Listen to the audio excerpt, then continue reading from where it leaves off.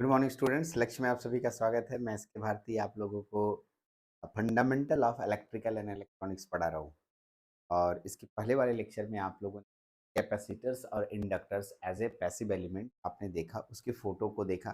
Photo से समझने की कोशिश की कि इंडक्टर और कैपेसिटर एक पैसिव एलिमेंट है। ठीक है, अब आते हैं पैसिव एलिमेंट के कुछ एग्जांपल्स को देख लेते हैं। आज के लेक्चर्स में पैसिव एलिमेंट पे ही बात होगी कि पिछले लेक्चर्स में हम लोगों ने पिक्चर देख करके समझने की। आज हम लोग थोड़ा-सा लिख के चलेंगे, थोड़ा-सा लिखना भी पड़ता है एग्ज़ाम में, तो लिख कर के समझने की बात करेंगे कि एग्ज़ैक्टली रेसिस्टर क्या होता है, फिर कैपेसिटर कैसा दिखता है, मैंने उसको क्यों पैसिव एलिमेंट है, उसके बारे में कुछ लिखना होगा। फिर इंडक्टर के बारे में भी हम लोग जानेंगे, ठीक है? फिर एक्टिव और पैसिव के बीच में डिफरेंस क्या होता है, ये एग्ज़ाम का सबसे फेमस क्वेश्चन। तो इस इतने ही लेक्चर आज हम लोगों को करना है। तो आज के टारगेट्स में एक्टिव और पैसिव के बीच में डिफरेंस तक जाएँगे। आते हैं, सबसे पहले हम लोग का आज का लेक्चर का जो शुरुआत हो रहा है, इस लेक्चर में सबसे पहले बात है पैसिव एलिमेंट का एग्ज़ाम्पल। आपको एकदम एग्ज़ाम्पल में इतना ढंग से याद रखना होगा कि 3 तो हमेशा होते हैं, रेसिस्टर, इंडक्टर और कैपेसिटर। हमेशा होते हैं का मतलब बाकी हमेशा नहीं होते हैं ऐसा नहीं। मतलब जब भी कोई व्यक्ति, कोई टीचर हमसे क्वेश्चन पूछता है, तो हमें ये 3 नाम एकदम जुबान पे होती है, एकदम। कि कौन-कौन? इंडक्टर, कैपेसिटर और रेसिस्टर, ये पैसिव एलिमेंट है।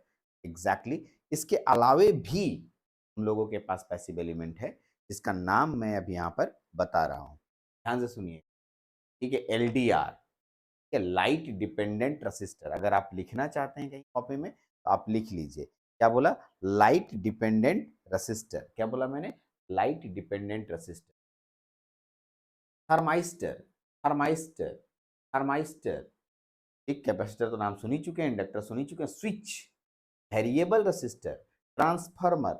बहुत बार ये क्वेश्चन जो आपके पास दिख रहा है ट्रांसफार्मर नाम का, ये इतनी बार क्वेश्चन डीआरडीओ में आया है, डीआरडीओ और इसरो। ठीक है, ट्रांसफार्मर इज ए, ठीक है, क्योंकि इसमें कंफ्यूजन क्यों होता है और क्यों क्वेश्चन देते हैं लोग, बता रहा हूँ। ठीक है, क्योंकि जब आप एक्टिव पढ़ रहे थे तो मैंने उसमें पढ़ाया था सिग्नल को बड़ा करता है, ऐसा बताया था ना। तो सब बच्चा लोग क्या समझने लगता है, अच्छा सिग्नल को बूस्ट करने का काम करता है, तो ट्रांसफार्मर में भी तो वोल्टेज बढ़ता है ना। आप भी ऐसे ही सोच रहे होंगे और यही कंफ्यूजन हो जाता है। एग्जैक्टली नहीं, ठीक है। ये ट्रांसफार्मर जो है, ठीक है, पावर को कंज्यूम करता है, ध्यान रखेंगे। ठीक, पावर कंज्यूम करता है, इसलिए हम लोग, ठीक है, ट्रांसफार्मर जो है एक प्रकार का पैसिव एलिमेंट के कैटेगरी में चला जाएगा। ठीक, इसलिए आप इसको ध्यान रखिएगा कि ट्रांसफार्मर एक प्रकार का पैसिव एलिमेंट है। ठीक, चलिए आगे बढ़ते हैं। पहला जो आपके पास हम लोग को मेन पढ़ना है, जनरली सबसे पहले तो पहला पैसिव एलिमेंट रेसिस्टर है। रेसिस्टर और रेसिस्टेंस, अगर अभी तक आपको इस पे बहुत कंफ्यूजन होता है तो मैं आपको पहले बता दूं, रेसिस्टर और रेसिस्टेंस दोनों अलग अलग चीजें हैं, नाम के रेस्पेक्ट में। रेसिस्टर, अगर हम रेसिस्टर बोलते हैं तो रेसिस्टर का मतलब होता है, ठीक है, कोई डिवाइस का नाम। और रेसिस्टेंस बोलते हैं का मतलब उसका गुण। ठीक, यस, ठीक। रेसिस्टर और रेसिस्टेंस, ठीक है, बहुत बार इस पे बहुत सारे स्टूडेंट कंफ्यूज्ड होते रहते हैं, रेसिस्टर और रेसिस्टेंस होता क्या है। चलिए, तो मैंने क्या बोला? रेसिस्टर, ये नेम हुआ, ठीक। और इसके प्रॉपर्टी को हम लोग नाम देते हैं रेसिस्टेंस, याद रखिएगा। ठीक है, का मतलब इस तरह का कोई रसिस्ट बना दिए, ये रसिस्टर कहलाएगा। और ये, इसका गुण है इलेक्ट्रॉन के प्रवाह को विरोध करना या रोकना। यस, तो उसे, उस प्रॉपर्टी को बोलते हैं रसिस्टर। ठीक है, चलिए सर, आते हैं रेसिस्टर में, पढ़ते हैं। Resistor is a passive element, तो एक प्रकार का पैसिव एलिमेंट है, because it can not deliver any type of energy to the circuit. Yes, यह रेसिस्टर किसी भी तरह से ऊर्जा प्रदान नहीं करता है, ग्रहण करता है और डेसिपेट करता है दूसरे एनर्जी के रूप में, हीट एनर्जी के रूप में, लाइट एनर्जी के रूप में, या किसी और एनर्जी के रूप में अपना एनर्जी को डेसिपेट कर देता है। ठीक है, इसीलिए रेसिस्टर को हम लोग क्या बोलते हैं? passive element. However, they only receive energy from circuit and disperse it. Disperse, बांट देना, ठीक है. Receive energy from the circuit, circuit में लगे हुए वोल्टेज सोर्स से एनर्जी लेता है और डिस्पर्स, नया शब्द है ना, दे देना, बांट देना. Disperse it as heat through the flow of electricity, और गर्मी के रूप में या किसी और एनर्जी के रूप में उसको बांट देना होता है या कन्वर्ट कर देना. ठीक, ये हो गया रेसिस्टर का. So we can call the resistor और रेसिस्टर, ठीक है, रजिस्टर, देखिए ये वर्ड गलत लिखा है, ये नहीं लिखना है, resistor. We can call the resistor, not register, ये गलत है, इसको मैं काट दे रहा हूं, आप नहीं लिखेंगे, इसका मतलब इलेक्ट्रॉनिक्स में आगे चल के कुछ और हो जाता है, ये नहीं लिखना है, ठीक है, लिख दिया है, ठीक है. Okay, so we can call the resistor the passive circuit, हम लोग पैसिव सर्किट एलिमेंट कहते हैं. करेक्ट. चलिए यहाँ तक तो हो गया. पॉइंट लिखते समय ध्यान रखिएगा, ये वाला रजिस्टर नहीं लिखना है. आगे बढ़ते हैं, इंडक्टर की तरफ चलते. इंडक्टर, इंडक्टर भी एक प्रकार का पैसिव एलिमेंट आंसर है. ठीक, समझाइए कैसे. इंडक्टर और इंडक्टर, ठीक है, दोनों एक ही वर्ड है. Is a passive circuit element because the inductor stores energy as a magnetic field and subsequently supply it to the circuit. ये ऊर्जा स्टोर नहीं करता है, मतलब बोल रहा है कि ठीक है, inductor store energy as a magnetic field, magnetic field के रूप में एनर्जी स्टोर करता है. और याद कीजिए, जब हम लोग पैसिव पढ़ रहे थे उसमें साफ साफ लिखा था those element store energy as a, ठीक है, मैग्नेटिक फील्ड और इलेक्ट्रिक फील्ड के रूप में अगर कोई डिवाइस एनर्जी स्टोर करता है तो पैसिव एलिमेंट कहलाता है. डेफिनेशन में मैंने बता रखा था कि अगर कोई एलिमेंट इलेक्ट्रिक फील्ड या मैग्नेटिक फील्ड के रूप में एनर्जी स्टोर करता है, इलेक्ट्रिक फील्ड या मैग्नेटिक फील्ड के रूप में एनर्जी स्टोर करता है, तो वह जो है पैसिव एलिमेंट के का. ठीक, का मतलब आपका इंडक्टर जो है, अभी जो हम लोग पढ़ रहे हैं इंडक्टर, ये मैग्नेटिक फील्ड के रूप में एनर्जी को स्टोर करता है. तो मतलब इंडक्टर एक प्रकार का कैसे क्या एलिमेंट हो गया, पैसिव. यस, सही है, पैसिव एलिमेंट हो गया.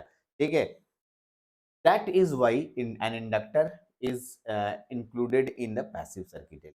एक कैपेसिटर पे बात करते हैं, ठीक, क्योंकि हम लोगों ने पहले भी फोटो से समझ रखा है एग्जैक्टली कैपेसिटर कैसे पैसिव एलिमेंट, कभी भी फिर वही बात आ गया.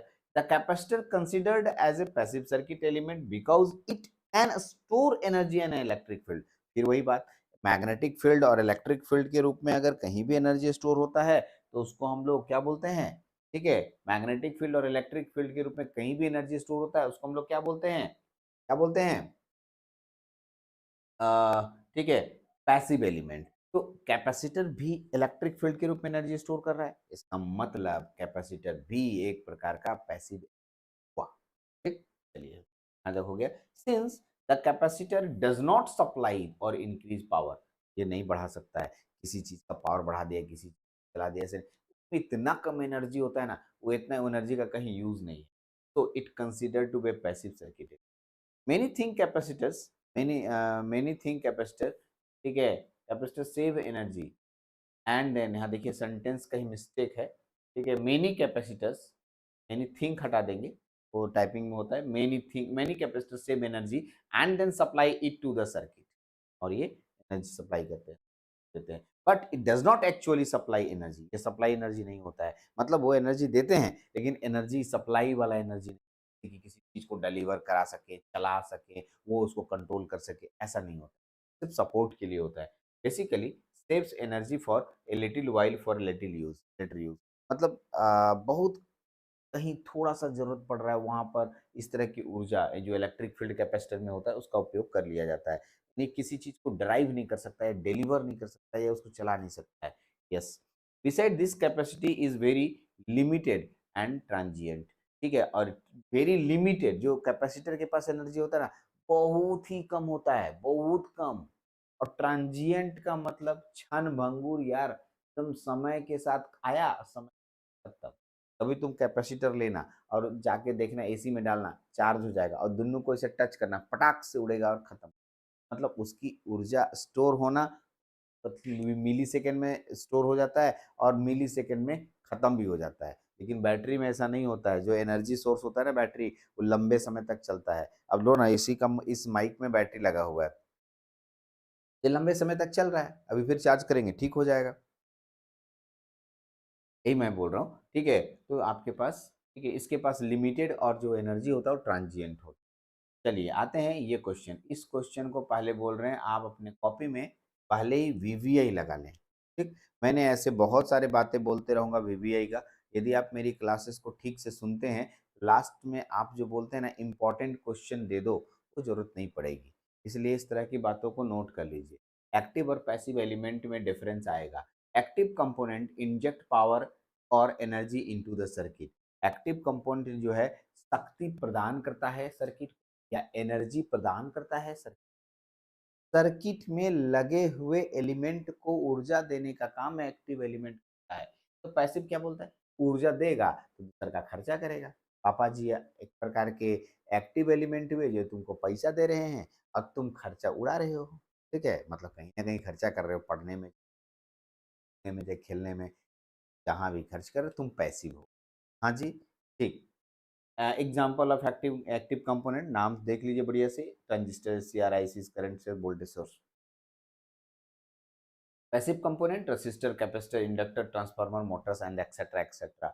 Active component can control the flow of current, ये फ्लो ऑफ करंट को कंट्रोल कर सकता है, मतलब ज्यादा करंट जाएगा जी, कम करंट जाएगा जी, ये डिपेंड करेगा। लेकिन इसमें ऐसा नहीं है। एक passive component can not control the flow of current, मैंने पैसिव कंट्रोल नहीं करेगा, नहीं करता है, कंट्रोल नहीं करता है। ठीक है, okay. Active component have gain more than one and they can amplify the signal.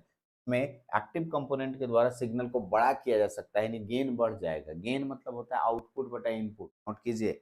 पहली बार हो सकता है गेन शब्द का प्रयोग आपको नहीं पता चले, गेन आगे चल के मिलेगा। गेन इफिशियंसी का ही दूसरा नाम होता है गेन। गेन गेन का मतलब होता है आउटपुट बटा इनपुट। अरे लिखो, आउटपुट बटा में इनपुट, आउटपुट बटा में इनपुट। तो आउटपुट देखो ना, एक्टिव कंपोनेंट क्या कर रहा है, ठीक है, मोर देन, क्योंकि एम्पलीफाई एम्पलीफाई होगा तो सिग्नल देखिए इनपुट दिए और आउटपुट में बड़का मिला, तो अब बड़ा वाला बटा छोटा वाला हमेशा एक से बड़ा ही होगा, है ना। यस, यही बात है। यानी एम्पलीफाई करने पे बड़ा मिलता है, तो बड़ा से छोटा को डिवाइड करेंगे, बड़ा से छोटा को डिवाइड करेंगे। आगे बढ़ते हैं, ठीक।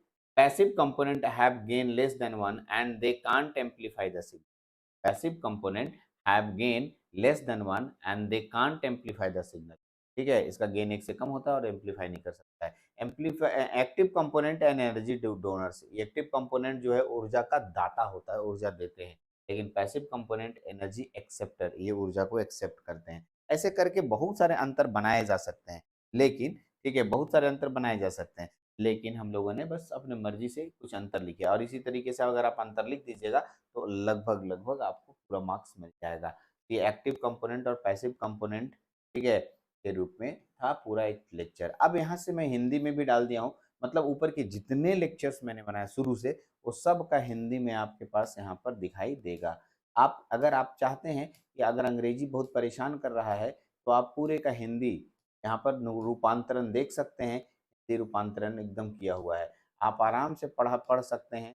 जो चीज़ें मैंने पढ़ाई वो भी मैं दिखा देता हूँ, जो चीज़ें पढ़ाई अभी, ठीक है, वो होगा इसमें तब डाला हुआ होगा। संधारित्र देखिए, कैपेसिटर फोटो नहीं डाला हुआ। संधारित्र को एक निष्क्रिय सर्किट तत्व माना जाता है, क्योंकि यह ऊर्जा को एक विद्युत क्षेत्र के रूप में संग्रहित कर सकता है। क्योंकि संधारित्र बिजली की आपूर्ति या वृद्धि नहीं करता है, इसलिए यह एक निष्क्रिय सर्किट तत्व माना जाता है। एग्जैक्टली जो हम लोग अंग्रेजी में पढ़े उसी का ट्रांसलेशन यहाँ पर हो रहा है। चलिए, तो आप अभी देख रहे थे सर्किट एलिमेंट। सर्किट एलिमेंट में आपने जो जितने लेक्चर्स आपने देखे, उसमें हम लोगों ने दो पार्टी बनाया। एक का नाम रखा गया एक्टिव सर्किट एलिमेंट और एक का नाम रखा गया पैसिव सर्किट, है ना। यस, इस तरीके से एक्टिव सर्किट एलिमेंट और पैसिव सर्किट एलिमेंट। चलिए, तो आप हिंदी में भी देख सकते हैं लेक्चर, और अब अंग्रेजी में भी मैंने बना दिया है, तो अंग्रेजी मैंने पढ़ाया है और हिंदी में मैंने आपके जो ऐप्स होंगे उसमें जाकर के हिंदी वाले लेक्चर्स को भी स्क्रॉल करके आप देख सकते हैं। लेकिन हिदायत यही है कि अंग्रेजी में आपको नहीं हिंदी लिखना है, हिंदी में लिखना नहीं है, सिर्फ पढ़ना है। ये समझने के लिए मैंने बनाया। चलिए, तो ये था हमारा सर्किट एलिमेंट। आगे के लेक्चरों में और बात करेंगे। अभी सर्किट एलिमेंट का डिटेलिंग नहीं हुआ है, सभी सर्किट एलिमेंट को बहुत अच्छे से पढ़ेंगे क्योंकि आपके सिलेबस में और भी टॉपिक्स बताने के लिए कहे गए हैं, उसको एक-एक करके। लेकिन इस लेक्चर में अभी इतना ही। अगर हमारा लेक्चर अच्छा लगता है, अगर हम देख रहे हैं मेरा लेक्चर, लास्ट में आप एक बार ज़रूर लिखें, हाँ सर आपका लेक्चर हमें समझ में आता है। ये लाइन लिखना है व्हाट्सएप ग्रुप, क्या लिखना है? हमें आपका लेक्चर समझ में आता है। और ऐसा लिखने से हम इसलिए लिखने बोल रहे हैं क्योंकि ये लिखिएगा, हमें पता चलेगा कि आप पढ़ते हैं, आप पूरा लेक्चर देखते हैं। क्योंकि ये सेंटेंस आप देख रहे होंगे तभी बोल पाएँगे, लिख पाएँगे, और अगर नहीं लिखेंगे तो मैं समझ जाऊँगा कि आपने लेक्चर नहीं देखा है। व्हाट्सएप ग्रुप में एक बार लिख दीजिएगा, हाँ सर मैंने मुझे आपका लेक्चर अच्छा लगता है, ठीक है? या अच्छा नहीं लगता है तो ऊपर भी लिखिए कि आपका लेक्चर अच्छा नहीं लगता है। चलिए, तो इसी के साथ नेक्स्ट लेक्चर में फिर से मिलेंगे। इस लेक्चर में थैंक यू वेरी मच।